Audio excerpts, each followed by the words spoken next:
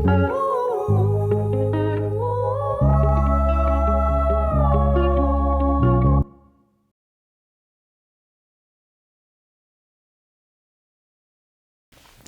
guys, welcome back to Friends and Enemas. My name's Lindsey, and who do I have with me? My name's Amanda, and I am half of Clocked Out Dinks and one of your besties. Yeah, I was going to tell a little bit of how we met, but do you want to tell them? Yeah, we were both travel nurses in LA at the time, and I remember the unit we were on, and I was talking to another traveler, and you hadn't made any friends yet, and you were like off in the corner, and you're like your ears perked up, like, oh, you're a traveler? You too? Yeah. And then literally that shift, you told me all of your family trauma. And I told you mine. We literally trauma bonded, yes. Which is whatever. Okay. It's how our friendship happened. I'm not saying to go do it, but it worked for us. Yeah. And that was like 5 years ago. Yeah. This summer. Yeah. Yeah. That's crazy. It is crazy because we've done so much together since then. So literally trauma bonded on the unit. Literally, I'm talking like crying, like the most deepest, darkest secrets the first day we met. Yes. We went to a workout class together. At this time, I was driving down from Pismo Beach to LA for this contract. Mm-hmm. My husband was in Pismo Beach for another contract. So I took this contract. He came down to LA eventually, like 6 weeks later or so. Took a contract in Glendale. So we still weren't all together. Yeah. And then eventually he came over to the same contract we were at, and we had all already met by this time and hung out, and our husbands got along great, which is such a super rare. Yeah. It's so rare. Like everybody gets along. Yes. Like we like each other. We like each other's spouses, and our spouses get along. Yes.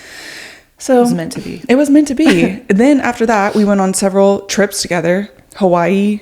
We did a Yosemite. We did a 3-week, camper van trip in Europe. Mm-hmm. Visited 7 countries together. Yeah. That's when you know you're friends. 100%. You can hang out for 3 weeks straight with no huge issues, phones, no TVs. Yeah. Like we were just talking. We were just being yapping the whole time. Yeah, talking, yapping, and eating. We had a lot of food, and it was fun. It was awesome. That was like 2 or 3 years ago now. Yeah, that was 2021, I think. It's been a wild ride. I know. And then you started Scrub Hacks. I started Scrub Hacks a year after we met, I think. Yeah. Is when you started it. Yeah. I always forget if it was end of 2021 or end of 2022. Yeah. But it was one of those. It was December. December 2021. You're right. Because it was still COVID times. Yeah. And I remember that's why I started posting. Because I was like, whatever. Yeah. What do I have to lose type thing. Well, and it's been funny, like, as your friend, because I didn't even understand, like, the aura that Scrub Hacks has until we went on that Costa Rica trip, and like people were fangirling over you, and I was like, this is just that bitch from Oklahoma. Like, she's just a girl. She's just a girl. And I still am. I'm just a girl. Yeah, but it's just funny. It's funny, like funny to see. I think they watch just like me. Like I've watched people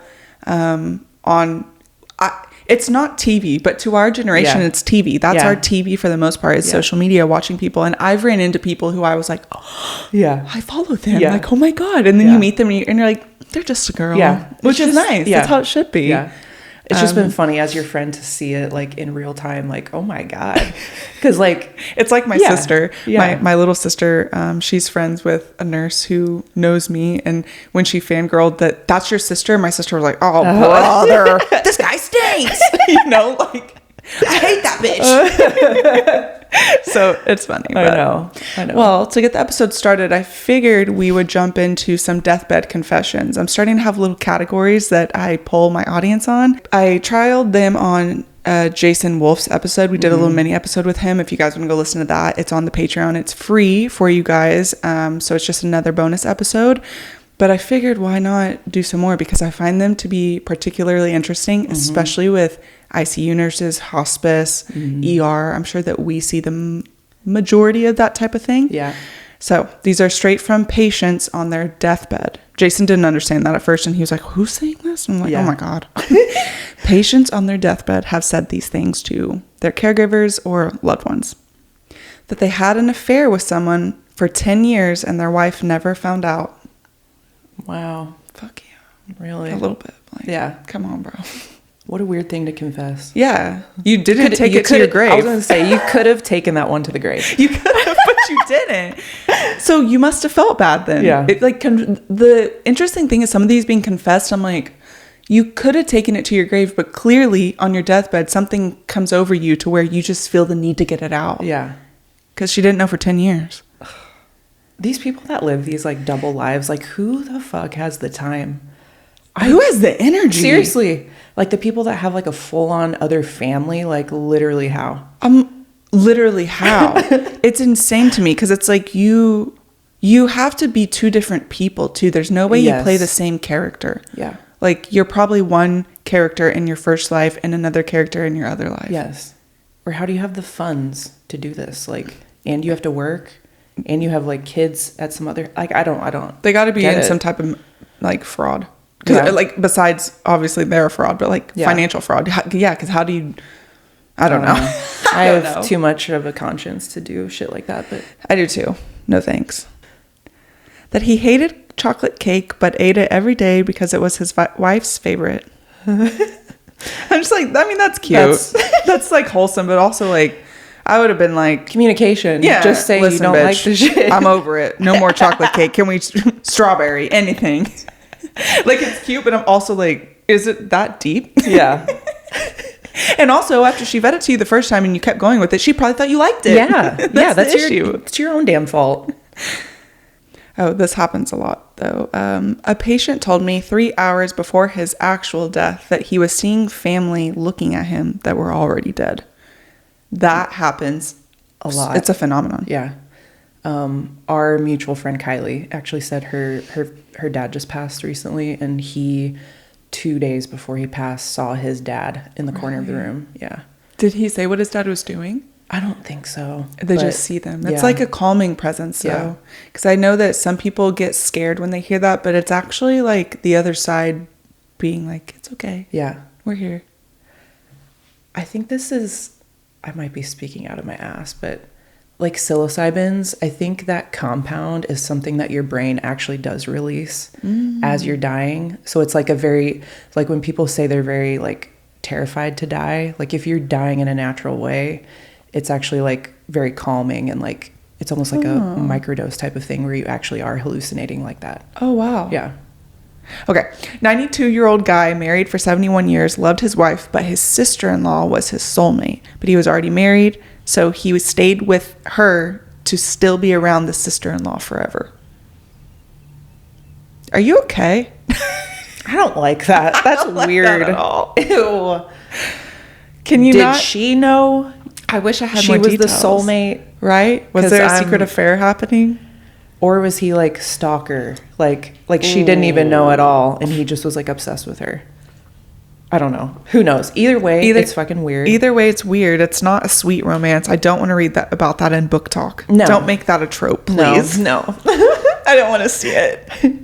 Okay. And like his poor wife. That's what I'm saying. So like what? She's like a sympathy marriage? Like the fuck? She thought you guys were in love, but really you weren't? Yeah. And like he loved his wife, but that was his soulmate? What? I don't know. I'm judging a little bit. Patient told me he regretted beating his wife. He was kind and gentle now, but that's all it says. But hey, what's with all these men? I know. Like yeah, so these are all men. You're pieces of shit. Okay, got right. It. Okay, cool. Check. Moving on. Well, that's just like, also I'm curious about the age, because I do feel like there was like a generational shift of when we stopped just overall being normal to beat your wife. Yeah. Not saying it doesn't happen now, because it does, but I feel like there was a generation that, because women weren't looked at as human. Yeah. And we still aren't to a certain degree. I think it was like through the feminist movement. I mean, I think it was until 1993 marital rape, like it wasn't ever considered rape. And that's which is probably insane. why 1993. That's probably why not all of them, but a lot of families that have 15, 20 children. My grandma. Was that all consensual? I know. I'm not saying they all couldn't have been, but something to think about. Yeah. Or very like when scary. I really don't like when people romanticize like, well, my grandparents were together for 75 years. It's like, and she was 13 when they got married. Right. What the fuck? Right. And it's like, she didn't have a choice. I'm sorry. She didn't have a choice. No. She didn't have any agency. No. Pretty disturbing, to be quite honest. Okay. couple more, and then we'll get into what we're going to talk about. Quote, I'll never tell the kids, but I won't be joining my husband. That man went straight to hell. Good for you, girl. She's going to better places. Yeah. That's sad, though. Like, that you can't tell your kids where you think, like, I mean. I'm sure they know. I think adult children especially they're more intelligent than people give them. Yeah. You know. They can look back at certain things in their life and be like, that was kind of fucked up. Mm-hmm. Okay, one more. Not that I don't love my children, but I regret the thought that having them was a choice and I didn't know. That's like our whole life. And exactly what our episode is about. Because I thought that was interesting that someone could have said that. I mean, one, it's true honesty. Because two things can be true at once. And I think that this is where like child-free and not non-child-free people like fight each other is when two things. Like, I'm not saying I hate children, but I don't want them. But also on the flip side, like if someone has children but can admit that they regret that they didn't realize they had a choice, it doesn't mean they don't love their children. Right. It doesn't mean you're not going to still be the best mother, but taking a step back and being like, oh, this was a choice. I think it brings like a really important conversation because, I mean, we've talked so many times, like there was never, when I was growing up, we're both like very happily child-free by choice. When I was growing up, I never had one single person ever say it was like a choice. Right. It was always, when are you having kids?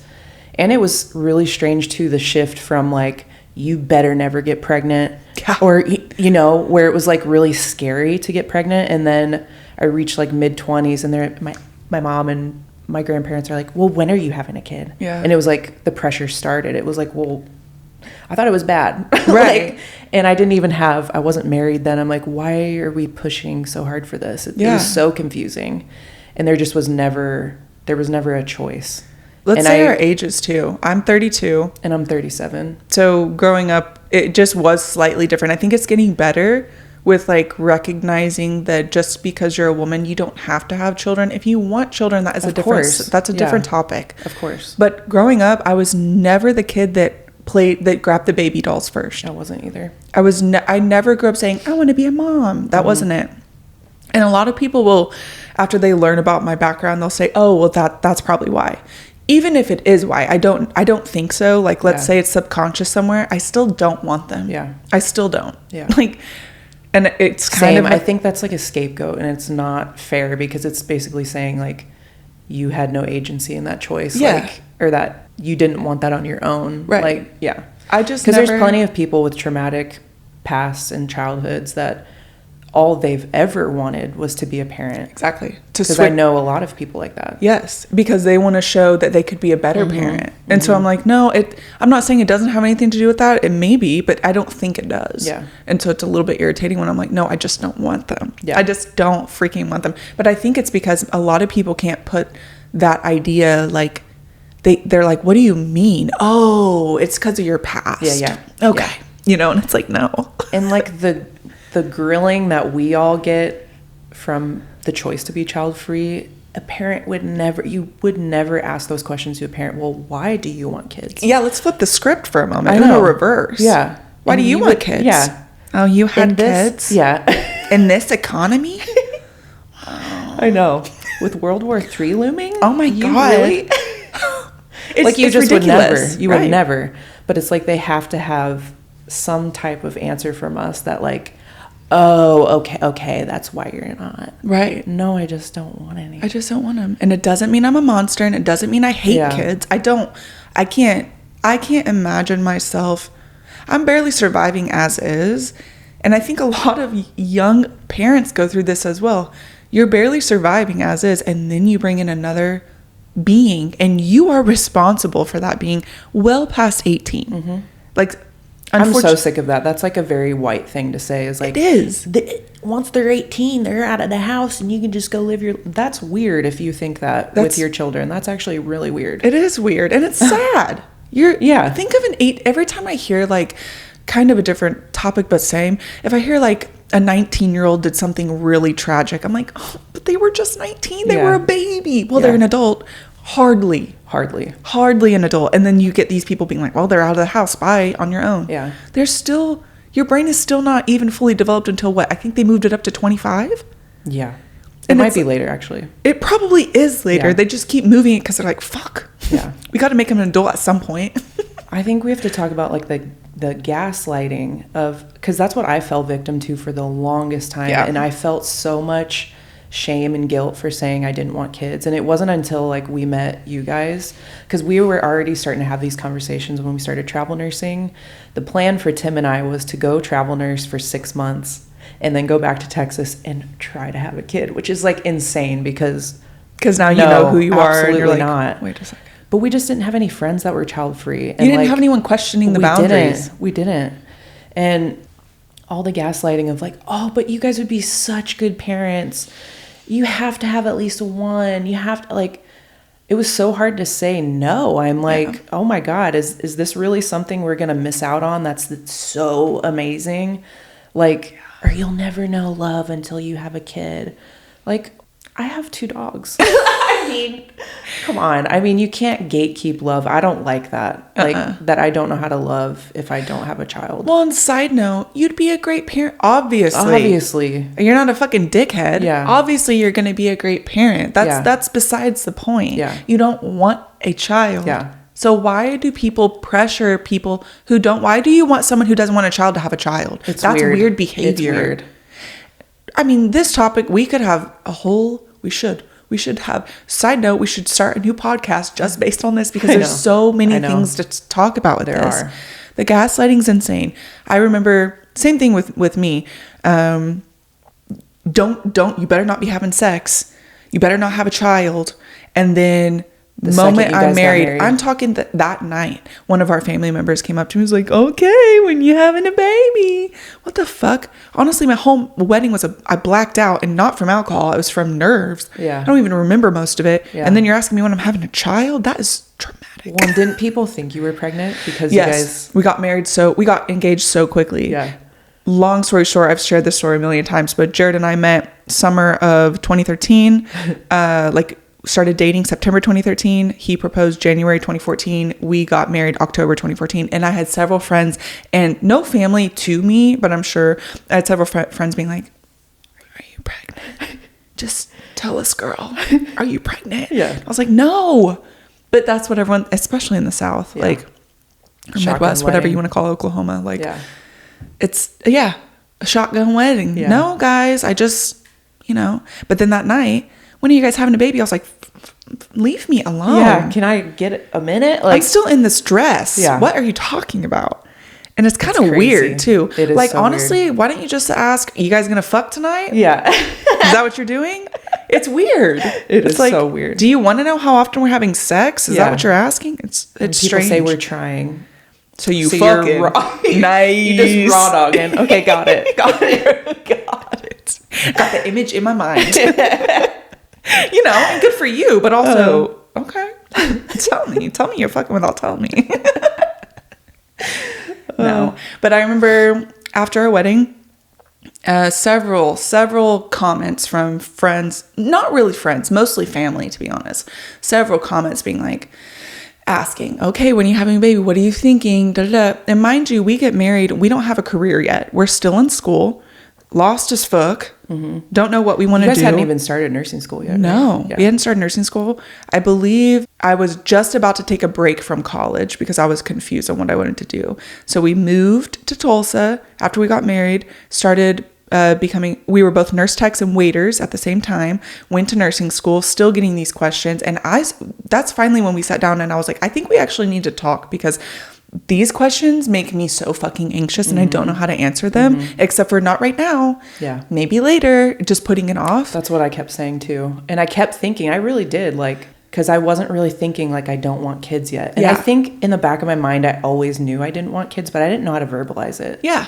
And I just would always say, oh, when I'm older. And then older came, and that feeling never came. I should be a mom. Yeah. I kept thinking it would come. I'm like, eventually I'll want it. I think that's why I put it off too. With the gaslighting and that, what I was going to say earlier, you're never going to be ready. You're never going to be ready. That's fucking dangerous. That's scary. Don't say that to people. So if you're not set up financially, like family planning should be a thing. You're setting up these children for failure if you're not actually ready to bring in a child. This isn't a fucking dog.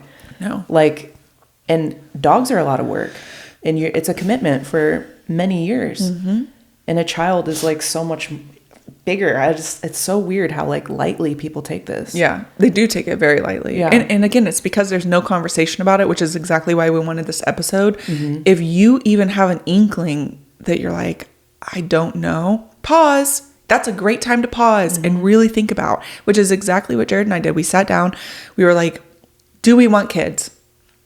I don't know, maybe, I don't know. Because they keep telling you, well, it'll come. You're never ready.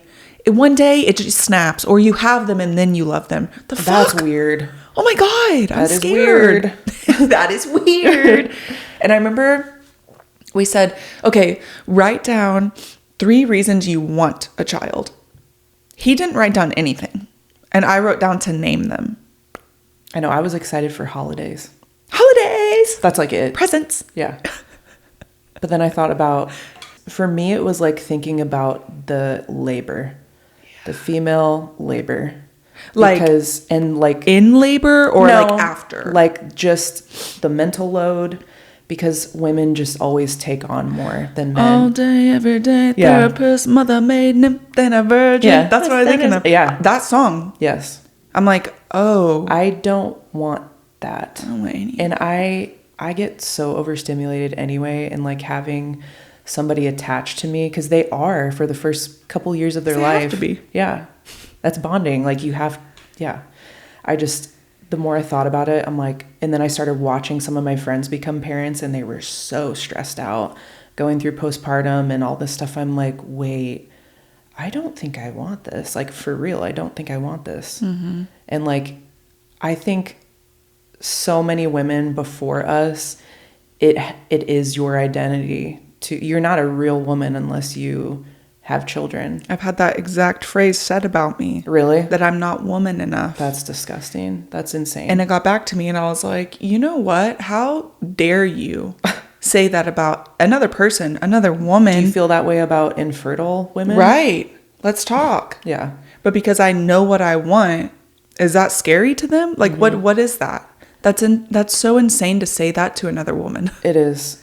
And sadly, I think like misery loves company. They hate that there are some women out there that like took the time and realized this isn't what I want. You're spot on. I had a podcast guest. She's phenomenal. She'll be on later.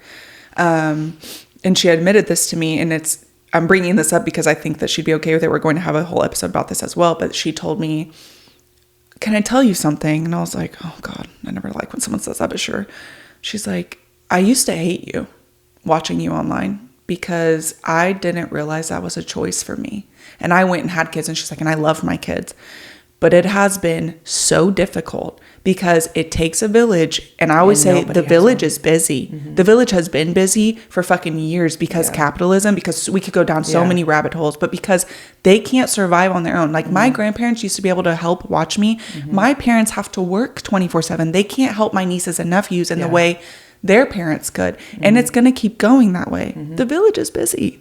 I don't think I have a single friend that has, well, maybe just a couple boomer parents that are super present. Yeah. They all pressured them to have children. So they did, thinking that's what you do because that's just the next step in life. And then come to find out they're totally alone. And then they might also have a spouse that's not super helpful. Like, I can't imagine. I can't imagine having 2 kids and then your spouse is the third. Grow up. I can't. And that also just goes back to, once again, parenthood has put more on women. And I'm not saying there are not men out there who want to be a father and a present father and are good fucking parents. Yeah. But there are tons of men out there who totally just turn away and make it the woman's job on top of or pressure. Them working. I've gotten a bunch of DMs about women on the fence with wanting to have kids. And they're like, well, my boyfriend really wants kids. I'm like, does he? I feel like some men treat it like they're getting a pet. Like, you don't understand what goes into this. Or they want their legacy to go on. Yeah, whatever the fuck that means. Your bloodline. Like, Are you okay? Is this Game of Thrones? Right. It's not. We're good. We have plenty of children out there that you could help extend your bloodline. No, it's not your legit blood, but there are plenty of children out there at this point. For me, we don't want to talk about that. Yeah. Let's bring up foster care. Yeah. There's, again, if you want children, that's one thing. But like me and Jared, we have always said, if our minds change, and because we are ever evolving, right now we don't want children. I would adopt before I have a child, personally. Yeah. I can't imagine, personally, staring at the face of some kids that are literally... I remember a commercial that would happen in Tulsa, Oklahoma. Every Christmas, these fucking kids would practically sell themselves. Which is insane. Please adopt me for Christmas. And I was like, what the hell is this dystopian, like... That's so sad. I know. No child should have to essentially sell themselves to be loved. To have a family. Oh my God. It just makes me so mad. So like, we've always said, if our lives change and something happens where, if our minds change, that we would adopt. Mm-hmm. That is the route we would go, because I just personally can't fathom bringing another... Neither of us care about extending his legacy. And honestly, his other siblings have already done so. So like... We're good. We're good. We have enough Sheltons. We got enough Sheltons. Love the Sheltons. But, you know, there's, I mean, just on our side, there's 9 nieces and nephews on his side. And I've got a bunch on my side, too. Mm-hmm. I'm like, we're good. I'm tired of this, Grandpa. I guess I will say, too, like, for anybody that's even questioning, should I or shouldn't I have kids? And, like, you're just kind of on the fence. In my head, I'm just always like, if it's not a fuck yes, it's a fuck no. Mm-hmm. This is not something that you just go try. No. Please think on it longer. Think on it. Yep. See what your life would be like. Because I feel like both of us have talked to people that actually are very forthcoming and have said, like, if I knew what it was and what it was going to be like, I wouldn't have done it. Mm-hmm. I had a nurse tell me that, a charge nurse. Mm-hmm. She asked, you know, how long have you and your husband been together? I don't know how long it was at the time. She said, oh, you guys want kids? I said, no. She said, good for you. Don't do it. And I was like, do you have kids? She said, yep, can't stand them. You know, thanks for the honesty. Yeah. But for real, like, no, and the vulnerability is nice, actually, because it like helps validate me that I'm not crazy, that everybody is like, oh, it's just the most magical thing you could ever do. And like, on our child-free posts, it's always men. I swear to God. It's always fucking men.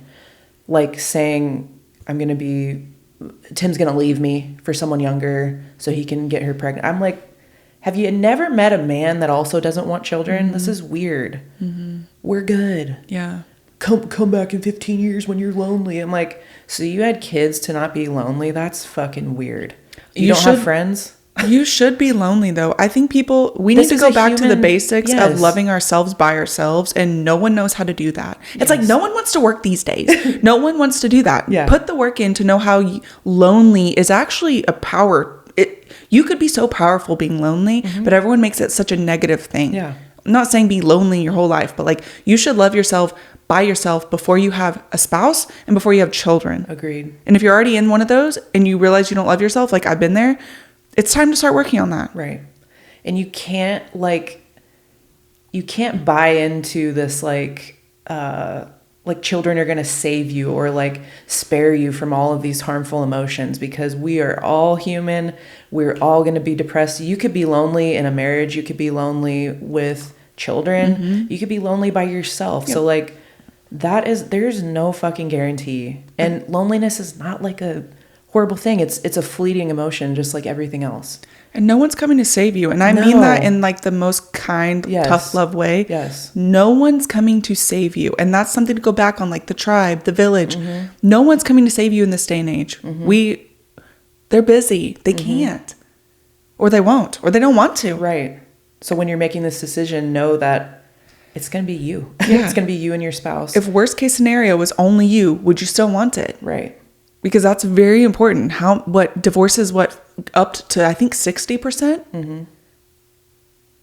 And like who you're picking, because you will be connected to this person the rest of your life. Yeah, that might even be a bigger decision than actually having children. Absolutely. Who are you having them with? Yeah, and do you really know them? Right. Because I swear to God, so many people change after they have children. And I'm not trying to just pick on men, but it's men most of the time where they just kind of like, oh, that's your job. Oh, changing a diaper, that's gross. Yeah, we think it's gross too, but we do it.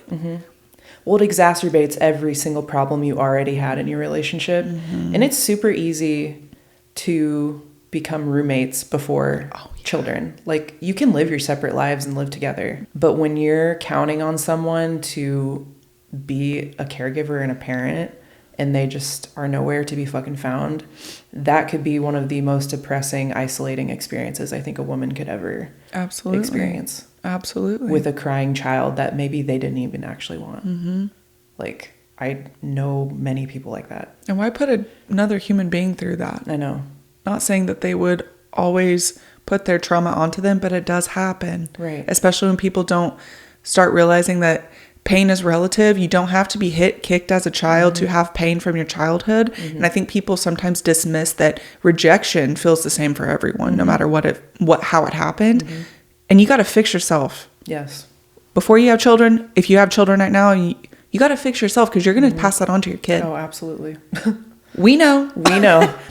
Yes. Talking to somebody specific. It's just such a huge topic. And like you said, like, there's so much shit talked about when we decide these things and decide that we don't want them. The opinions that come are sometimes they're really cool. I'm like, okay, thank you. Thanks for validating that. But sometimes I'm like, why are you here? It sucks because I have heard these things from mothers themselves too. Like, it's just women. Everybody has an unsolicited opinion about what we do.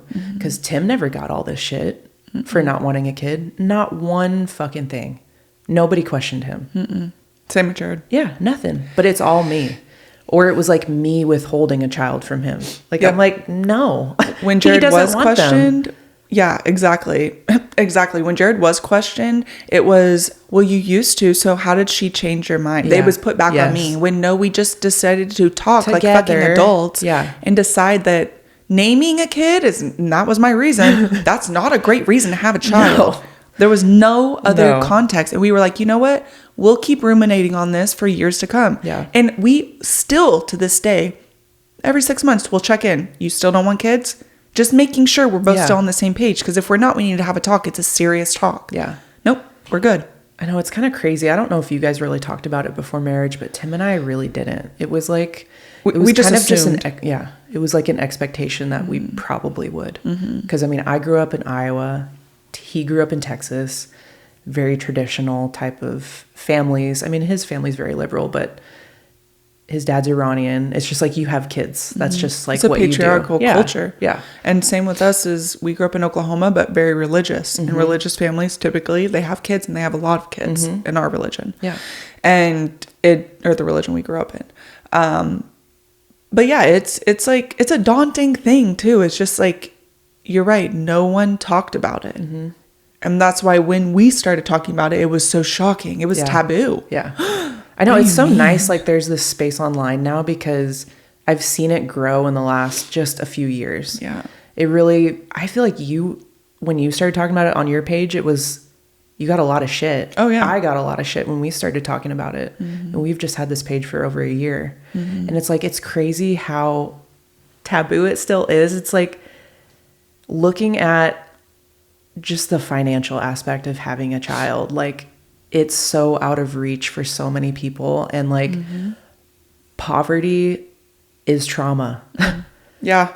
Growing up in poverty is trauma. If you can't feed your children, if you can't afford healthcare, education is now getting gutted. I mean, there's so many things to think about raising a child in this country. School shootings, like, are they safe? I think about all of that stuff. And I'm just like, are we a little bit more responsible because we thought about it? Like, Tim and I have had hours long conversations about this topic, because we could not, it was me mostly. I couldn't get over the shame or this guilty feeling of like not having a kid. Because it was put on you. Because I felt like I'm letting people down or something if I didn't do it. And then after all these conversations, it was like, no, I don't owe anybody anything. This is our life. They're not going to raise the kid. they're barely going to be around, and we live in California. I don't have any family here. So it's going to be me and him. Is this what we want? No. Right. Not to mention, when I did live in Oklahoma, my family did not come visit me then without children. Right. We lived down less than an hour away. Same with me. You good, brother? Like, there was no reason for us to have a kid, and that's why we don't want them. Yeah. And I think we're just wanting this message to get out there to young women and men. It is a choice, and it's a very important one. And when someone just says, I want them, why do you want them? What's the reason? And honestly, because I've always wanted to be a father, that is a reason. Good for you. But not many of us have that. Well, I've always wanted to be a mom. I've never wanted to be a mom. I never had those aspirations. I think it's actually more rare to find people that think like that. Yes. And because I'm like, okay, valid. You know what you want. I didn't want that. It's just so crazy. I know. And I just remember, like, every time I would think about the possibility of us having a kid, it stressed me the fuck out. Yeah. And I was like, this isn't how it should make me feel. Yeah. I shouldn't feel stressed thinking about, like, family planning, because a lot of people get really excited about it. And that just was never me. I'm like, that should have been a sign. Absolutely. And it was. I think the other top, we hear you'll change your mind, which we've talked about. But who will take care of you when you're older? That bothers me so much. It's sad, really. It is. And, like, it's just another thing. Like, okay, so that was the reason you had kids. That was the reason you had kids, was to raise your CNA. Right.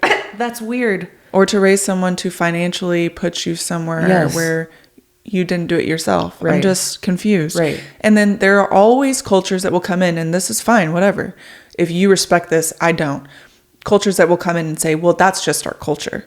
You can't tell me that just because it's your culture doesn't mean that there's any amount of toxicity sometimes. Right. That you can just blindly ignore it because it's how, we were raised that way too. It is our culture as well to grow up, get married, have kids in that fucking order. Yeah. And then take care of our parents. And I get a lot of flack on this, like, well, it's because Americans don't care about the elderly like we do. That is not true. I don't think that's true. That is not true at all. It doesn't mean that we have to do that, especially when America is so fucking expensive. And it's like the countries that people from these countries that DM me, you guys, those particular people had universal healthcare and universal education. Right. You had two things that America does not have. It's way different. We don't have to work literally until the resources until they die. Literally. Like, you can't afford it. And then after death, how much is a fucking funeral? I know. We just went over this. I know. Like, it's constant. You need money even after you die. Yeah, there's nothing free here. And when you die, if you have debt, they're going to come after your fucking kin. It's like, oh my God. Yeah. It's crazy. It's not talked about. And it's like, it's such a big decision. I know. I think a layer in that too that, like, isn't talked about is, like, your children actually don't owe you anything. And even with those cultures, because dysfunction is in every family. Yes. I don't care what family you're in. It might seem like the perfect family. There's dysfunction. And saying that you just owe these people something because it's your blood is so toxic to me. You do not have to take care of your abuser. I'm sorry. You don't. Just because they're your DNA. Blood is thicker than water. What? Okay. Yeah. Like, literally, but not in this sense. Yeah. Like, I've chosen my family, and my family is friends. My family is not the people who you would assume would be closest to me because they were my abusers. Fuck that shit. You don't have to do that. I know. Can you imagine, like, I don't know, just getting asked to, like, take care of your parents? I mean, when they've not been there for you. Yeah. I mean, it's kind of the same with mine. Like, I don't know that that's going to happen. Right. Or where we're going to be. What, I'm going to move back to Iowa or Texas? Like, that's, I don't know.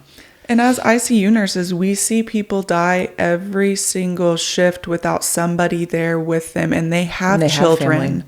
And I'm like, well, and here's the thing. I don't blame children for not showing up for if they were abusive to them. I don't blame them. But also, look at someone dying alone.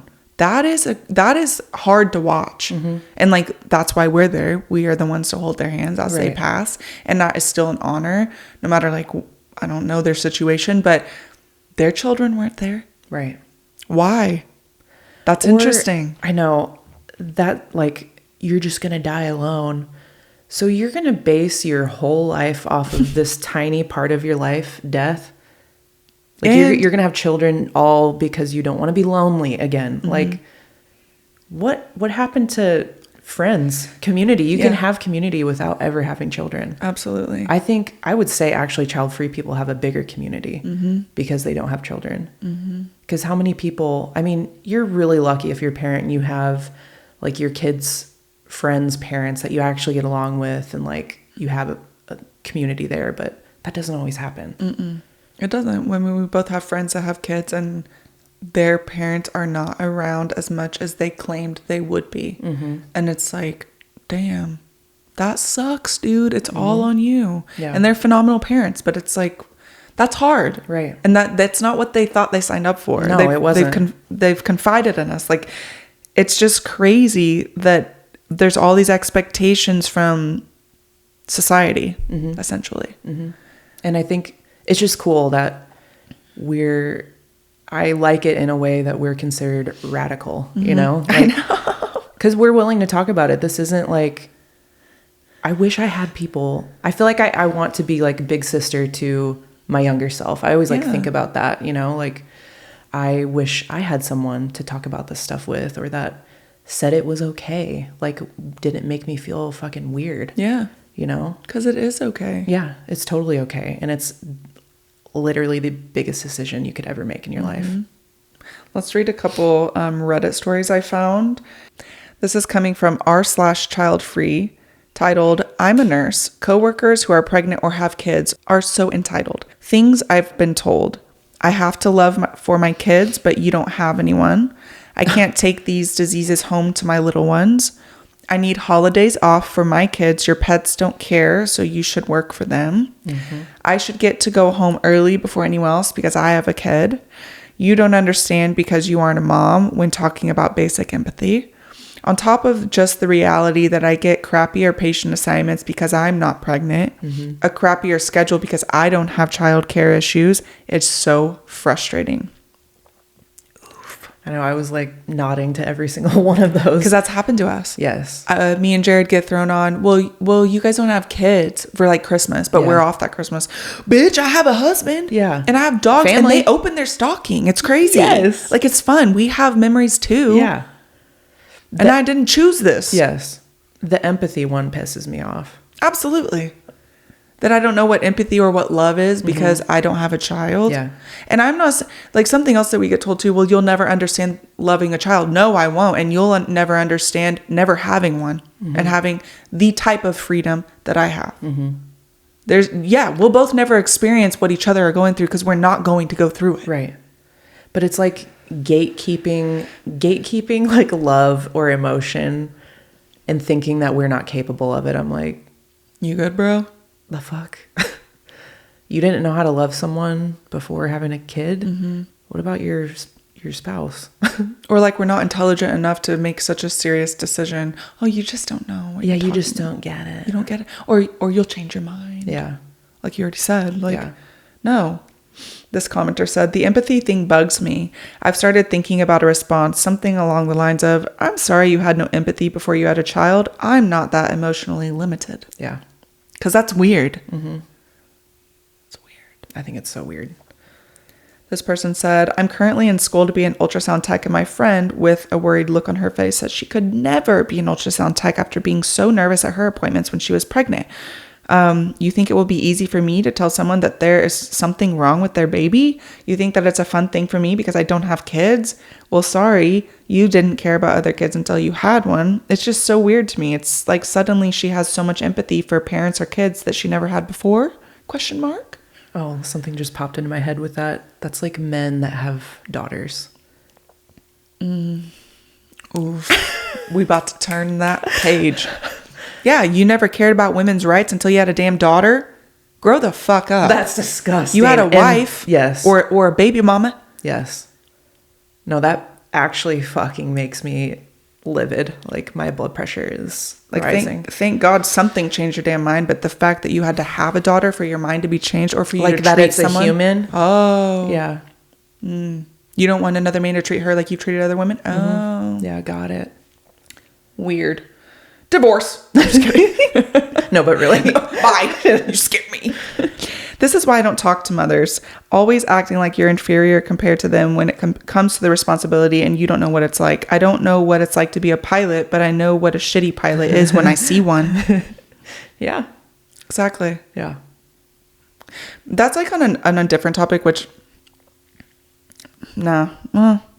Like, when I'm around people's children, I will never discipline someone's child. Like, that's not my job. But I've been around like family members' children before, and they're doing something that a child does wrong because they're a child. But me as an adult that's around them, I would think it's my responsibility, being part of the family, to correct them in a kind way, but to correct them because you're right, they are children and they don't know, but they should be corrected. And then when that parent gets angry that you corrected their child, I'm like, brother, I'm on your side.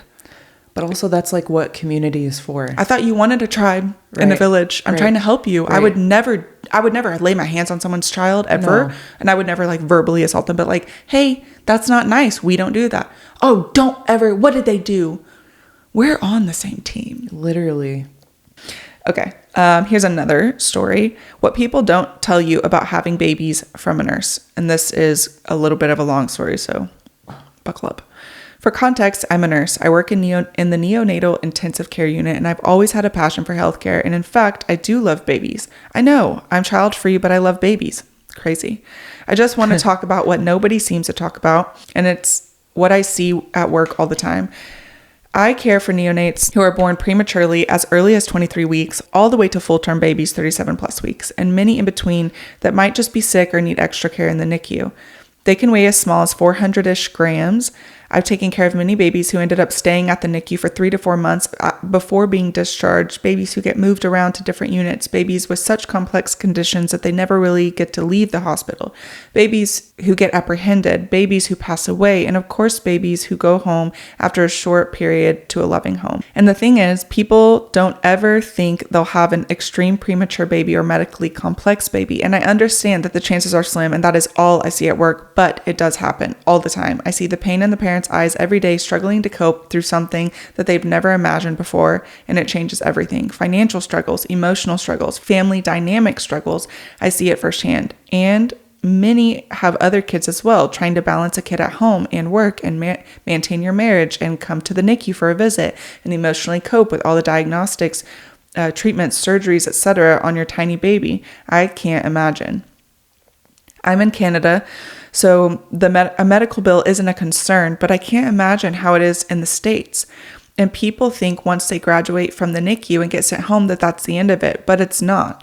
Many get sent home on extra things, if that being oxygen, feeding tubes, etc. And unfortunately, not all of them get to be what society calls a normal functioning child. Many extremely premature babies end up with some form of a disability, main one being cerebral palsy. Lots of developmental disabilities, long-term heart, lung, vision, GI problems, etc. They not only need consistent medical care and treatment throughout their babyhood, but into childhood and sometimes adulthood. And I have seen amazing parents who go through it all, but I've also seen too many that regret and suffer through most of it. And I don't think anybody warned them. Nobody. They think you simply get married, have a baby, and have a family, the end. And that is not it. If you're deciding to have a baby, you need to think about every possible scenario that could happen to you. And if you're still okay with taking the chance, then I say go for it. I personally am not, hence why I am child-free.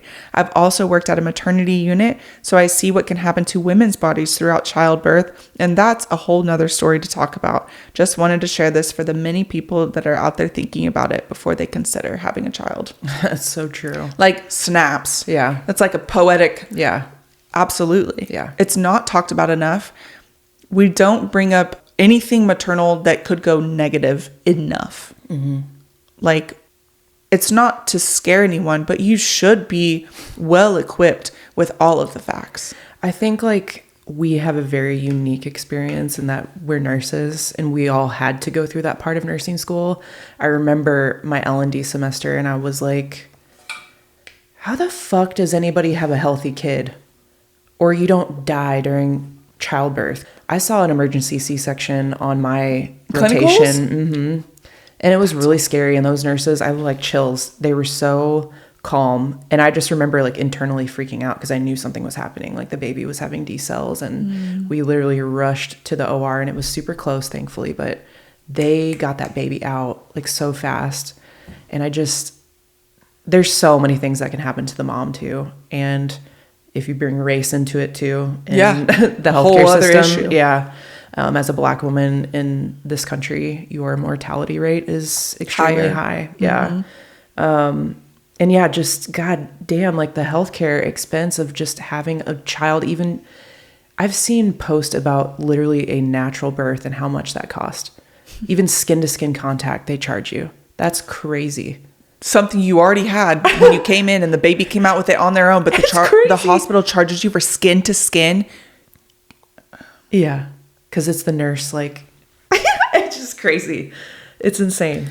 And that's American healthcare, folks. Literally, and the bills, even if you have insurance, still owing anything is fucking insane. Yeah, but thousands of dollars. Yeah. Yeah, for a natural birth. And then what this administration they at one point talked about giving $5,000 per child you have, as if that does anything. Kiss my left labia. Yeah, seriously. As if that does anything. Nothing. That's a drop in the hat. Like, how about make it free? The whole experience. Right. How about child, not to mention after you have the damn baby going to childcare. Hello. I know. That is more than people's mortgages. And I did not know that until one of our friends said that. And I was like, oh my God, I made the right decision. No, I think my brother lives outside of Chicago and was paying almost $2,000 a month for his daughter. And they both have one child. For one child. And they have full-time jobs. Mm-hmm. So it's what, Monday through Friday? And they're well off, thankfully. Like, he's an engineer. She works for, I think, like a railroad company. But it's just like, that just stresses me out. I know. And we are financially stable and secure with just me and Jared and our 2 dogs. I know. But I cannot imagine for the people who aren't, because majority of America is not financially stable. No. That is sad. No one should have to go through that. No. That is insane. And then if you find a cheap daycare, who fucking knows what's going on behind closed doors, which we find way too many news stories about all the time. Exactly. It's just sad. There's not enough support, even though society makes it look like there is. No. Something I meant to bring up earlier is like we told you guys that we went on a camper van trip in Europe a couple years ago for 3 weeks, and one of the countries we went to was Croatia, and we met this older couple. I think they were 57, but late 50s. Yeah. And they're just talking to us, asking us about ourselves, and the topic of children came up, and they were like, do you guys want children? And we said no. And they're like, we never did either. We never had them. We never wanted them. And we love our life. And they literally are Americans living in Croatia. Yeah. That's cool. Yeah. I was like, here we go. Here's my future. Yeah. And it was cool to see someone who didn't regret it. Yeah. And they were just living their life. They had their dog with them. Remember we were like at the restaurant? Yeah. They were so And they cute. just seemed so happy and just free. I don't know. Yeah. And I think that's also what holds people back with choosing child free, because you don't see a lot of examples and you don't know what it looks like. Because I think that's what held me back for a long time, was like, well, is future Amanda going to regret this? Sure. And that's a great thing to think about. Yeah.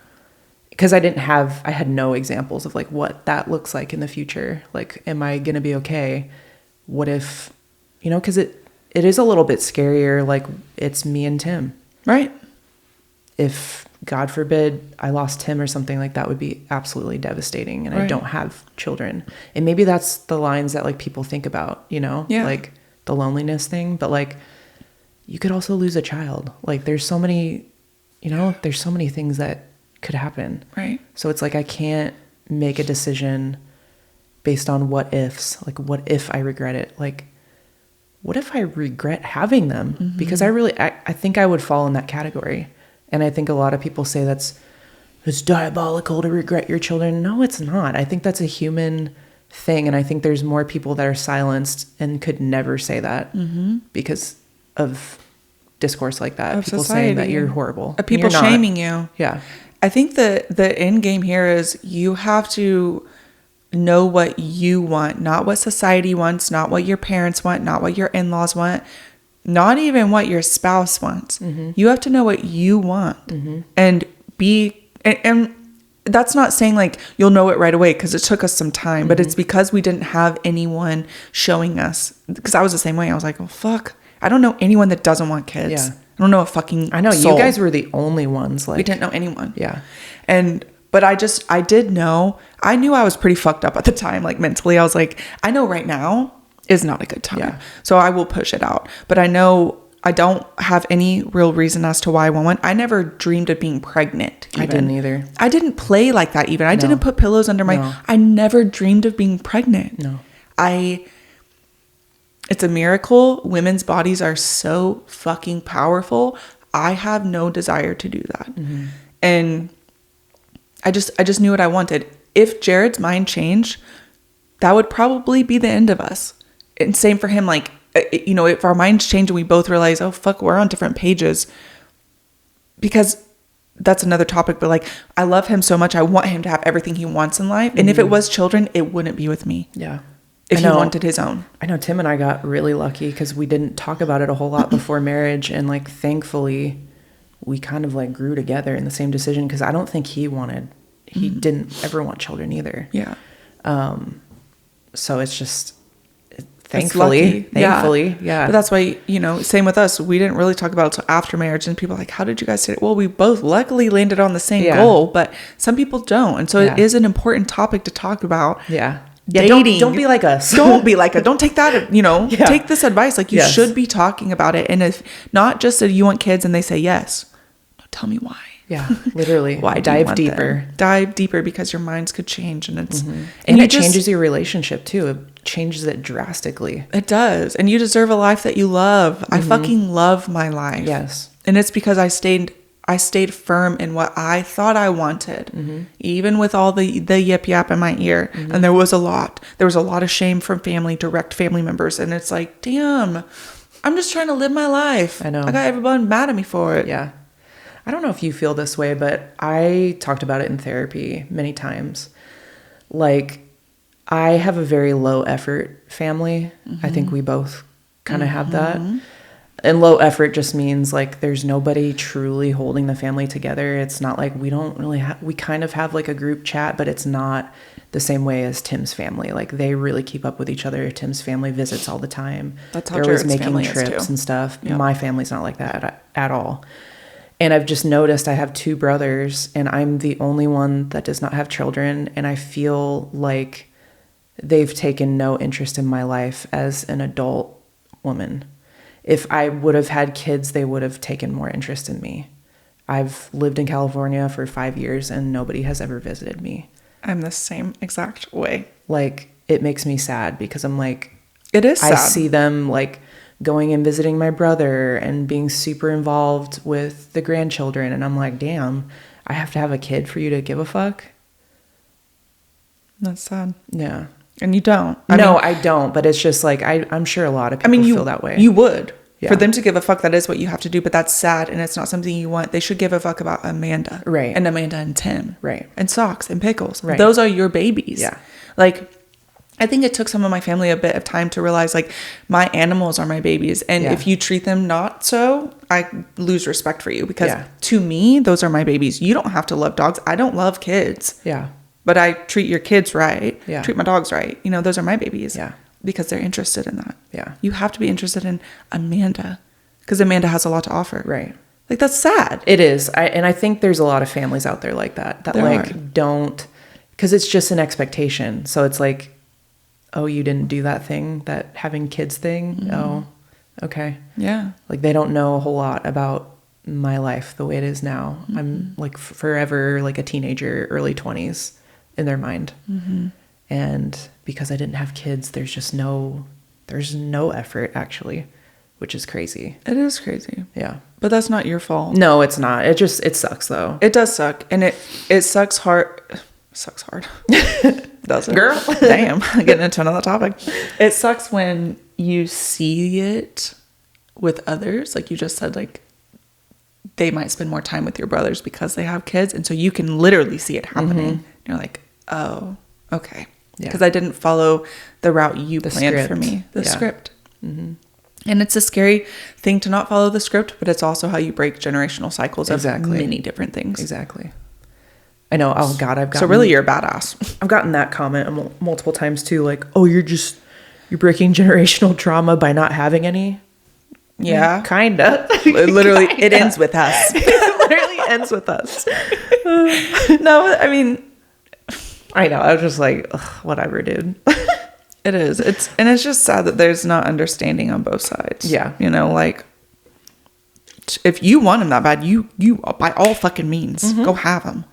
But don't be, you know, don't be shitting on people that don't have kids. Yeah. I don't know. That's all I have to say, because I could just make this so much longer. I know. Well, what are things that you love about being child-free? I mean, we kind of talked about it throughout, but we talked about it a lot. I think big ones are, I feel like it's kind of just preserved my relationship the way that it is. Yeah. I think that's what kind of scared me too about having kids, is like it will change your relationship, whether that's for the better or worse. I don't know, because I'm not going to need to know that. Like, I already have a very stressful job. We both do as nurses. I just couldn't imagine adding more stress to our plate and more anxiety. I love the flexibility. Like, we can go on trips. We have financial stability that I never had growing up, and I did not have in my 20s. It took a long time to become like financially free. I think we have more time to like donate our time, donate our money. Like, literally just the post you made today, I just went and donated. Like, a lot of people can't do that. Yeah. You know? Yeah. And I think you're more involved in community when you're not so focused on like what's going on at home. Yeah. And I love getting to talk about this, like, because I just never had anybody to talk about it with. You're being an advocate now for it, because like you said, I liked how you said it earlier, you're being a big sister to your inner child. Yeah. And that's like the best way to put it. Yeah. It's sweet. I think about that with a lot of things. Like, I think a lot of people who follow me now from like my early 20s or even childhood, I was not very outspoken. Like, I was extremely agreeable. I didn't even know where I fell politically until late, like around 2020. It took a long time because I was surrounded by conservative people, a lot of white people. I just didn't have like, I couldn't grasp like where I stood. Yeah. With it's understandable. Yeah. And growing up around some strong personalities too, I never felt like I could have a personality because it clashed, and I didn't like confrontation like that. And so I think a lot of people watching me now and like how outspoken I am in my stories and stuff, like they find it off-putting, but it really comes from a place where I was silenced for so long. And that's why it might seem like, damn, like she has a lot to say, but it's like, I do. Now you're speaking your truth and you're making up for lost time. Yeah, pretty much. But that's cool. And it's freeing. It's like, damn, who would I be if I chose to have kids? Because I would have done it for other people and not for me. Yeah. I think that's the message of the whole episode, is like, you got to figure out who you are. And with anything. With everything. Yeah. And you are ever changing, and it's okay to change. I think a lot of people, you said something that kind of made me think, like, people that you grew up with thinking that you're one way, or your parents looking at you as one way and being like, you used to be so blank. I'm a whole adult now. And you don't even know me. And it's so sad. Yeah. It's like, you're supposed to change. You are. In some way, shape, or form. You are. And you will continue to change. And to be curious, like, forever curious. I think that's the problem with like older generations. It's like they fucking just got to a point in life and they never surpassed that. Yeah. On being curious, I was reprimanded for being curious growing up about everything. Especially with religion. Oh my God. Questioning anything was bad, and that was the devil. And it was like, well, fuck. I don't want the devil in me. I can't question that. Moving on to like, this will be a new episode. I'm not going to go into a whole tangent, but moving on to like meeting Jared, when I would hear him question things, I would get fear. I was like, God is going to strike us down at any moment if you don't shut your mouth. Like, I was so scared. And then I realized that nothing happened. And I was like, wait. And we just continue to question. It's okay to question things. It's good to question things. And if your God is an all-loving God, he will understand why you're questioning things. That society has put some really weird shit in our minds. It's okay to question things of anything, especially something that will change your life drastically, like having children. I know. I think my adulthood, like this stage of adulthood, I mean, I'm in a later part of it now, but like when we met was the great undoing, I think, for both of us. It was. It's when we started therapy, when we really started like saying, this doesn't feel right. Like, we don't have to be like that. We can be different. We can go get septum piercings in our 30s. You better not. That's a bow ring. That's a bow ring if I ever seen one. Fucking weirdos. But yeah, you can just always change. Yeah, you can. Yeah, that's the message. That is the message. Well, I was going to say, what do you wish more people understood? But I think we just answered it. Yeah. What are your favorite things about being child-free? You hit the nail on the head. Financial freedom. I've never had that growing up. It might have looked like it if you knew me growing up, but there was a lot of financial struggle. Security with my relationship. I have had the shittiest time with people just loving me for me, and my husband does. I will never take that for granted, ever. Travel. I didn't get to travel. I think the furthest I went when I was a kid was Branson, which I'm from Oklahoma. That's a quick drive. Getting to travel is like just the best thing that's ever happened to me. It's opened up my perspective. I'm a kinder person. I love people more because I was like you. I was raised in a bubble of very specific, mostly white people, very specific thoughts, very specific religion. And I thought everyone was like that. That's the problem. Everything on my TV was exactly what everyone was saying. So I thought the world was just like me. And that is not true. In fact, they're the minority. The world is way different than what I grew up listening to and thinking about other people. And I'm just going to end it there because I could literally, we should have another episode on that because I think it's important too. But I think not being child free too was one of the first times I really tested the boundaries, and it's kind of been a domino effect from there. Like, oh, I didn't have to have children. That was a lie. Right. I didn't have to. Right. I'm perfectly happy. Oh, something that one of my siblings said to me was, who's going to fulfill you? Me. I'm going to fulfill me because I'm changing that shit. I'm not allowing society's not going to make me think I'm not supposed to love myself as I am. Right. By myself. If God forbid, by myself. Right. I will love me and fulfill me. I totally agree. And I think we've kind of touched on this, but like that is the biggest lie I think told to women, is that we should center men.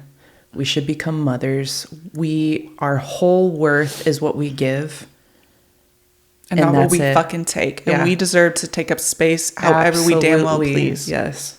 Take up space. Yes. And I never wanted to buy into it. I just remember like my mom was so fucking stressed all the fucking time. And I'm like, I remember that. I remember being the kid of that. And I'm like, that would be me. You seem miserable. Yeah. That would be me. And being around a mother who has centered her entire existence around men, I kind of refuse to do that too. It doesn't mean we don't have like healthy relationships with our husbands. We do, but it's like, it's very equal. Absolutely. Yeah. And he actually respects me as a human and as a friend. Yes. First. And that's not what I grew up watching at all. Me either. We don't just talk about the damn weather in our house. We talk about some serious fucking shit because that's how it should be. Yeah. But yeah, that's the damn episode. I think that was great. I'm really excited that we got to talk about that. Where can everyone find you? At Clocked Out Dinks on all the platforms, I guess. TikTok, Facebook, Instagram. We have YouTube, but we're not really doing stuff there. Yeah. We'll put the links to her socials in the description, but if you guys could give her a follow, go give her some love. And then also, please, whatever platform you're listening to this on, subscribe or follow the podcast because it pushes it out further. And one last thing I was going to say too is if you guys want to write in stories like how it was relatable to you, whether it be child free, the deathbed confessions, we're going to keep doing stuff like that. And that's all we got. Yeah. Yeah. Until next time, guys. Yeah. Bye. Thank you.